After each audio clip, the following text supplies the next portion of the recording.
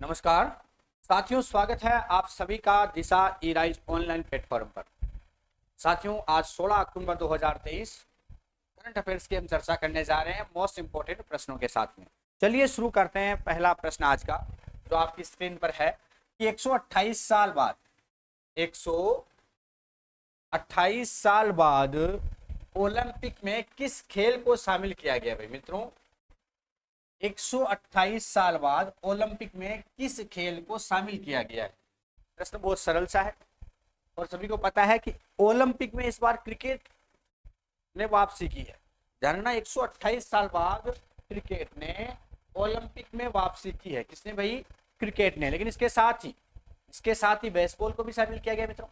Baseball है, softball है, flag football है, इसके अलावा सिक्सेस जो लेक्रोस है उसको भी शामिल किया गया, स्क्वैश को भी शामिल किया गया। तो ध्यान रखना कि केवल क्रिकेट ही नहीं है, यहाँ पर कुछ और ऑप्शन भी मिल सकते हैं। लेकिन 128 साल बाद ओलंपिक में क्रिकेट शामिल नहीं था और 128 साल बाद क्रिकेट को ओलंपिक में वापसी किया गया है, वापस शामिल किया गया है। इसके अलावा कौन कौन से गेम हैं जो क्रिकेट के साथ इसी बार शामिल हुए हैं, ध्यान रखना है ना कि साहब। और कौन कौन से गेम है जो इस बार शामिल होने जा रहे हैं। क्रिकेट को शामिल कर लिया है। अब अगर हम देखेंगे 2028 में जब ओलंपिक होंगे वापस, 2028 में जब ओलंपिक होंगे तो कौन कौन से गेम शामिल होंगे। एक तो बेसबॉल, कौन सी बॉल भाई? बेसबॉल होंगी। एक आपकी सॉफ्ट बॉल होंगी।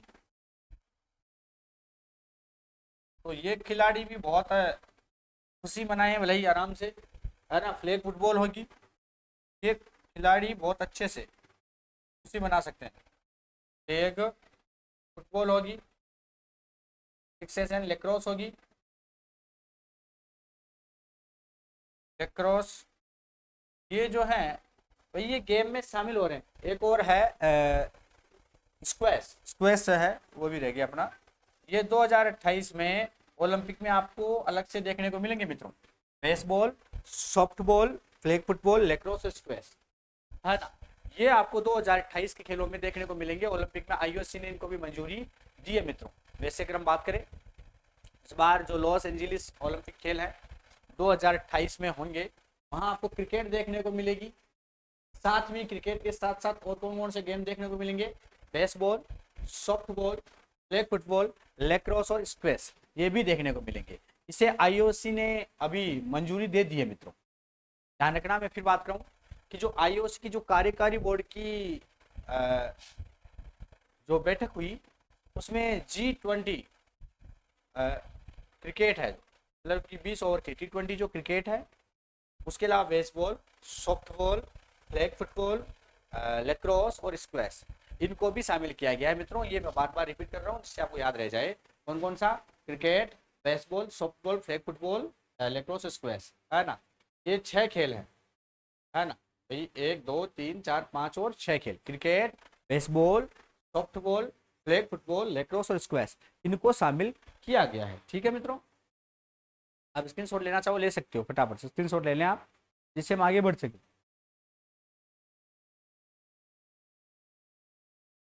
एक बात और वैसे आप ध्यान रख सकते हो, यहाँ पर मैं आपको बता दूं कि ये गेम कहाँ होंगे? लॉस एंजलिस में। भाई ध्यान रखना विशेष रूप से ये गेम होंगे कहाँ, ये भी आपको ध्यान में रखना है क्योंकि प्रश्न आ जाता है, कई बार प्रश्न आ जाता है कि भाई ये गेम होने कहाँ है। आपको ये भी ध्यान रखना है लॉस एंजलिस में ये गेम होंगे, है ना। ये अभी ताजा करंट अफेयर्स का प्रश्न है कि हाल ही में कौन से चरमपंथी संगठन ने इजराइल पर सशस्त्र हमला किया। तो अभी लगातार चर्चा में है आतंकवादी संगठन हमास। हमास आतंकवादी संगठन है जो गाजा में अधिकार करके रखा है ना। मैंने आपको पहले भी बताया था कि जब विशेष रूप से हमास ने अभी इजराइल पर एक हमला किया था और उसको नाम दिया था अल अक्सा फ्लड, ऑपरेशन अल अक्सा फ्लड। ये हमास का काम है, एक आतंकवादी संगठन है हमास जो फिलिस्तीन है और इजराइल में जो लड़ाई चल रही है वो इसी को लेकर चल रही है। हमास ने अभी 5-7 हज़ार रॉकेट जो है इसराइल पर बिना किसी वार्निंग के सीधे ही फेंक दिए थे, जिससे कई लोग इसराइल के मारे गए थे। और इसने एक ऑपरेशन चलाया आतंकवादी संगठन ने, अल-अक्सा फ्लड। अल-अक्सा एक मस्जिद है, अल-अक्सा फ्लड ऑपरेशन चलाया। अल-अक्सा एक मस्जिद है जो कि मतलब यरूशलेम में आ जाती है वैसे तो, और फिलिस्तीन जो है वो लगातार चाहता है कि भाई मैं इस पर अधिकार रखूं, इजराइल चाहता है कि मैं इस पर अधिकार रखूं, क्योंकि दोनों धर्मों की ही धार्मिक, यहूदियों की और इस्लाम, इसके साथ में ईसाई, मतलब दोनों तीनों धर्मों की इस पर एक मान्यता है अल-अक्सा मस्जिद पर, और दोनों तीनों धर्म यहाँ पर प्रार्थनाएं करते रहते हैं। अब फिलिस्तीन जो है पूर्ण अधिकार चाहता है इस पर, या हमास यूं कहे कि हमास जो इस पर अधिकार चाहता है, और इसको लेकर कई सालों से विवाद चल रहा है। इसीलिए इससे पहले 2021 में 11 दिन तक लगातार हमास के साथ इसराइल का युद्ध हुआ था, और अब पुनः ये इसराइल ने बदले में एक ऑपरेशन आयरन स्वॉर्ड लॉन्च किया है। इसराइल ने बदले में इन्होंने ऑपरेशन अल-अक्सा फ्लड जारी किया, वहीं इसराइल ने जो है ऑपरेशन चलाया, ऑपरेशन आयरन स्वॉर्ड,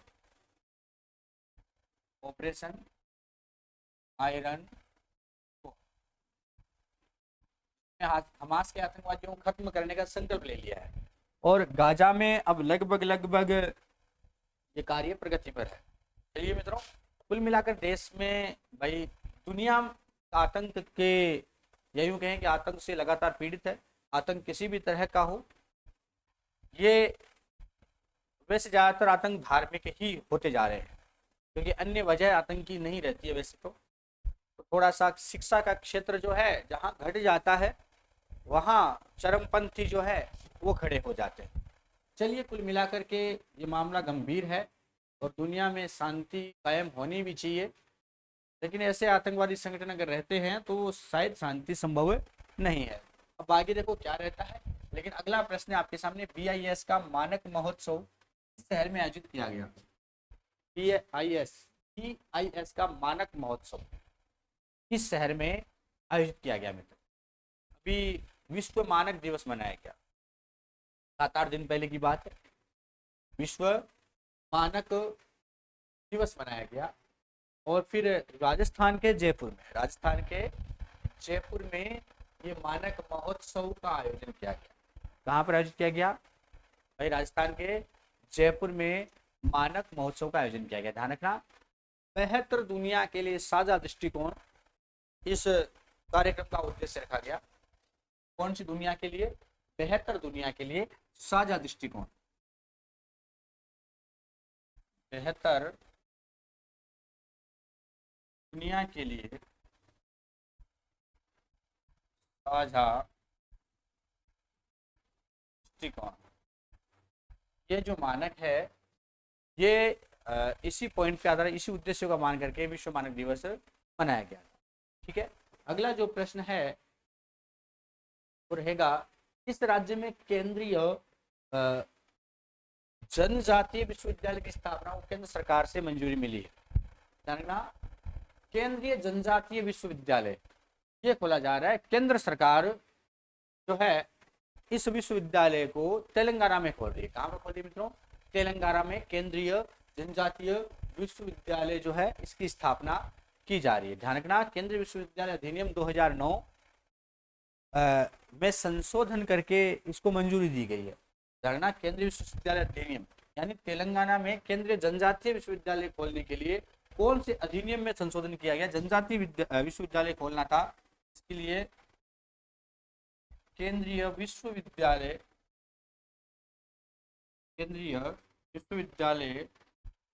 अधिनियम 2009 में संशोधन किया गया है। और उसके बाद तेलंगाना में क्या किया गया भाई? एक विश्वविद्यालय खोला गया, जनजातीय विश्वविद्यालय। ठीक है, नेक्स्ट अगला जो प्रश्न है वो और भी जबरदस्त है, क्योंकि अभी डॉक्टर अंबेडकर साहब की सबसे बड़ी प्रतिमा, भाई हमारे भारतीय संविधान के निर्माता डॉक्टर अंबेडकर साहब, भीमराव अंबेडकर साहब की सबसे बड़ी प्रतिमा, statue of equality, statue of equality का अनावरण किस देश में किया गया है ना? स्टेच्यू ऑफ, है ना, तो वाशिंगटन का नाम आपने सुना होगा। वाशिंगटन के अंतर्गत भारत के जो संविधान निर्माता है डॉक्टर भीमराव अम्बेडकर साहब जो है, उनकी 19 फीट की मूर्ति, कितने फीट की मूर्ति मित्रों? 19 फीट की मूर्ति जो है उसका अनावरण किया गया। ये देश से बाहर अम्बेडकर साहब की सबसे बड़ी प्रतिमा है मित्रों। वाशिंगटन के मैरीलैंड में इसका अनावरण किया गया है, जिसमें बहुत सारे सैकड़ों भारतीय मौजूद थे उनकी, है ना। तो यूएस के अंतर्गत हम बात कर रहे हैं वाशिंगटन शहर की, और वाशिंगटन में भी मैरीलैंड, आप ध्यान रखना, वाशिंगटन में भी मैरीलैंड। विश्व में ऐसा पहली बार हो रहा है। 19 फीट ऊंची प्रतिमा, 19 फीट की मूर्ति का अनावरण किया गया है, जो बहुत ही बड़ी है। स्टेच्यू ऑफ इक्वेलिटी इसको नाम दिया गया है, स्टेच्यू ऑफ इक्वेलिटी इसका नाम दिया गया है। ठीक है मित्रों, नेक्स्ट हम बात करें अगले प्रश्न की ओर, फटाफट से आगे बढ़ते हुए। भारत ने किस देश के साथ मिलकर, भारत ने किस देश के साथ मिलकर संयुक्त सैन्य अभ्यास संप्रति 11 आयोजित किया है? और ये प्रश्न बन सकता है मोस्ट इंपोर्टेंट। अभी संप्रति 11 मेघालय में आयोजित हुआ है। कहाँ पर आयोजित है मित्रों? संप्रति 11 जो युद्धाभ्यास है, ये जो सैन्य अभ्यास है, ये मेघालय में आयोजित हुआ है। पहली बात तो कहाँ आयोजित हुआ है? मेघालय में। किस देश के साथ आयोजित हुआ है? तो ध्यान रखना, 3 अक्टूबर 2023 को बांग्लादेश, किसके साथ? भारत और बांग्लादेश के मध्य, भारत और बांग्लादेश के मध्य जो वार्षिक संयुक्त सैन्य अभ्यास होता है ना, वो संप्रति कहलाता है। उसका 11वां संस्करण हुआ है ना। उसका कौन सा संस्करण है मित्रों? ये 11वां संस्करण है ना। ये हमेशा परमानेंटली चलता रहता है। तो ये 11वां संस्करण है। संप्रति को कहते हैं, भारत और बांग्लादेश के मध्य जो युद्धाभ्यास होते हैं वो संप्रति कहलाते हैं। तो ये 11वां संप्रति है, बांग्लादेश के साथ में मेघालय में आयोजित हुआ है मित्रों। कहाँ आयोजित हुआ है मित्रों? मेघालय में आयोजित हुआ है। अगले प्रश्न की हम चर्चा करें। अगला प्रश्न है कि हाल ही में किस देश ने ऑपरेशन आयरन स्वॉर्ड्स लॉन्च किया? मैंने बताया ना, हमास ने जहां ऑपरेशन अलक्सा फ्लड जारी किया, वहीं इजराइल ने पुनः रिएक्शन किया और ऑपरेशन आयरन स्वॉर्ड्स जो है वो किया। तो किसने किया? इजराइल ने ये किया भाई। अगला प्रश्न है, महाराष्ट्र सरकार ने हाल ही में लंदन के विक्टोरिया और एल्बर्ट संग्रहालय के साथ शिवाजी के किस अस्त्र को वापस लाने के लिए समझौता किया? तो अभी बागनक, शिवाजी जो बागनक, जिससे उन्होंने एक बहुत, यूं कहें कि बहुत अत्याचारी, वो कौन था जिसकी शिवाजी ने अपने बागनक से, है ना, उसे मृत्यु दान दिया, मर जाता तो, है ना। बागनक, बाघ के पंजे जैसा लोहे का जो हथियार है उसे बोलते हैं बागनक, है ना। और महाराष्ट्र सरकार ने को वापस स्वदेश लाने के लिए लंदन के साथ ही समझौता किया था मित्रों। ध्यान रखना, अगर हम बात करें कि बागनक की उत्पत्ति कैसे हुई, ये सभी जानकारी, ये सभी शोध हो रहा था। इसी शोध के चक्कर में भाई अब बागनक पुनः भारत आएगा, ये किया गया है। ठीक है मित्रों, अगला प्रश्न है कि स्टैनफोर्ड विश्वविद्यालय द्वारा जारी विश्व के 30% वैज्ञानिकों की सूची में, है ना, एमपीयूटी उदयपुर से किसे शामिल किया गया मित्रों? ये गजब का प्रश्न है कि विश्व के 2% वैज्ञानिकों में से भारत के नारायण लाल पंवार भी शामिल है। भारत के डॉक्टर नारायण लाल पंवार भी शामिल है, जो एमपीयूटी उदयपुर, भारत के हालांकि कई लोग इसमें शामिल है, कई वैज्ञानिक इसमें शामिल है, लेकिन भारत के एमपीयूटी के ये विद्वान जो है 2% में शामिल हुए नारायण लाल पंवार। कौन है मित्रों? वो नारायण लाल पंवार है। कौन है? नारायण लाल पंवार है मित्रों। अगला प्रश्न है, 5 दिवसीय फ्रेंच कल्चर फेस्टिवल का आयोजन कहाँ किया जा रहा है? 5 दिवसीय फ्रेंच कल्चर फेस्टिवल अभी हुआ, तो उदयपुर के अंतर्गत ये बहुत ही बड़ा आयोजन हो रहा है मित्रों। कहाँ पर आयोजित हो रहा है? उदयपुर में हो रहा है। उदयपुर, इसका आंसर आप लगा सकते हैं। लेकिन फिलहाल आप ध्यान रखना, राजस्थान की कला और संस्कृति से रूबरू होने और जो फ्रांस की कलाओं से परिचित करवाने के लिए एक फ्रेंच इंस्टीट्यूट है ना, फ्रेंच इंस्टीट्यूट इन इंडिया, जो फ्रांस उच्चायोग की ओर से उदयपुर और एक जगह और है राजस्थान में, जयपुर में भी, कहाँ पर, जयपुर में 5 दिवसीय फ्रेंच कल्चर फेस्टिवल शुभारंभ हुआ है। फ्रेंच कल्चर फेस्टिवल शुभारंभ एक तो उदयपुर में हुआ और एक कहाँ हुआ, जयपुर में हुआ। तो ये 2 जगह पर हुआ। कहाँ पर हुआ मित्रों, 2 जगह ऐसा हुआ था। लेकिन खास बात आपको ध्यान में रखनी है, ये क्यों हुआ, तो फ्रांस की कलाओं से परिचित कराना, वहीं राजस्थान की कलाओं से फ्रांस को परिचित करवाना, इनकी ओर से 5 दिवसीय है। कितनी ओर से, 5 दिवसीय। तो याद रह जाएगा कि भाई इसमें दोनों ऑप्शन देते हैं, तो उदयपुर और जयपुर जो है दोनों आप ध्यान रखना। 5 दिवसीय फ्रेंच कल्चर फेस्टिवल का आयोजन कहाँ किया जा रहा है, उदयपुर में भी किया जा रहा है और जयपुर में भी किया जा रहा है। कहाँ पर किया जा रहा है, उदयपुर में भी किया जा रहा है और जयपुर में भी किया जा रहा है। अगला प्रश्न है कि उदयपुर की साहित्यिक संस्था अदबी उड़ान की ओर से अदबी उड़ान राजस्थानी साहित्यकार सम्मान किसे दिया गया है। तो विशेष जानना, अदबी उड़ान राजस्थानी साहित्यकार सम्मान जो है ये वैसे तो वाजिद हसन काजी को दिया गया है, लेकिन महिलाओं में पद्मजा शर्मा को, महिला वर्ग में तो किसको दिया गया है, पद्मजा शर्मा को। वैसे अगर आपसे पूछे तो ये है समीक्षक वाजिद हसन काजमी, वाजिद हसन काजी, वाजिद हसन काजी।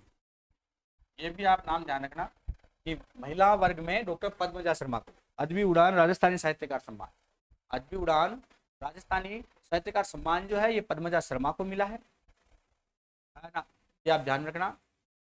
और वहीं राजस्थानी भाषा के जो साहित्यकार एवं समीक्षक हैं वाजिद हसन काजी, इनका अदबी उड़ान राजस्थानी भाषा साहित्यकार सम्मान के लिए फिर से सम्मान किया गया। वो पुरुष वर्ग में आ गए, तो महिला वर्ग में पद्मजा शर्मा आ गई। तो वाजिद हसन काजी नाम याद रखना। और एक आप याद रखना पद्मजा शर्मा, कौन शर्मा, पद्मजा शर्मा। ठीक है, अगला जो प्रश्न है वो और भी जबरदस्त है कि देश में पहली बार अश्व तीरंदाजी हॉर्सबैक आर्चरी की ट्रेनिंग देने की शुरुआत कहाँ की गई है। हॉर्सबैक आर्चरी की शुरुआत जो है ना, क्योंकि आर्चरी में हम वैसे भी 5 गोल्ड लेके आए इस बार, है ना। तो हांगझोउ चीन में आयोजित हुए एशियन गेम्स 2023 वहां पर हमने आर्चरी में कितने लाए थे, 5 गोल्ड लाए थे, है ना। वही निशानेबाजी में हम 7 गोल्ड लाए, एथलेटिक्स में हम 6 गोल्ड लाए थे, है ना। तो हॉर्सबैक आर्चरी ट्रेनिंग की शुरुआत कहाँ की जा रही है, डूंडलोद झुंझुनू में। कहाँ पर है भाई, डूंडलोद झुंझुनू में पहली बार विश्व अश्व तीरंदाजी की शुरुआत की जा रही है। अश्व तीरंदाजी हॉर्सबैक आर्चरी की ट्रेनिंग देने की शुरुआत की जा रही है। कहाँ पर, डूंडलोद झुंझुनू में। कहाँ पर मित्रों, डूंडलोद झुंझुनू में। ठीक है, देश में डाटा सेट्स प्लेटफॉर्म बनाने के लिए कितने एआई एक्सीलेंस सेंटर खोले जाएंगे। ध्यान रखना, भारत में अब 15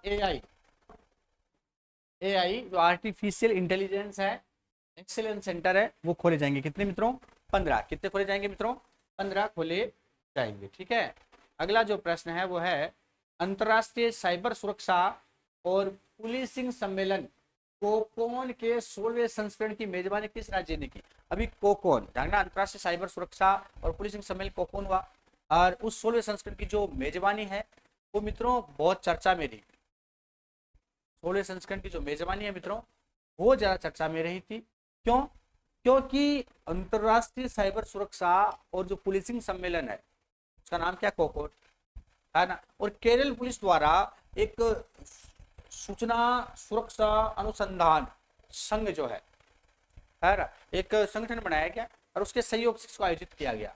ये भी 4 से 7 अक्टूबर को हुआ था वैसे आयोजित, है ना। एक कोच्चि का ग्रैंड हयात होटल है वहां पर। तो कुल मिलाकर आप याद रखना मित्रों कि ये केरल राज्य ने की थी अंतरराष्ट्रीय साइबर सुरक्षा और पुलिसिंग सम्मेलन कोकोन के 16वें संस्करण की मेजबानी किस राज्य ने की थी, केरल ने की थी। किसने की थी मित्रों, केरल ने की थी। तो ये थे आज के प्रश्न। दोस्तों लाइक जरूर करें, कमेंट करें, हमें बताएं आपको वीडियो कैसा लगा और चैनल को अगर सब्सक्राइब नहीं किया तो सब्सक्राइब कर लें और अपने सभी मित्रों को आप इसको शेयर कर दें। आज्ञा दीजिएगा। जय हिंद, जय भारत।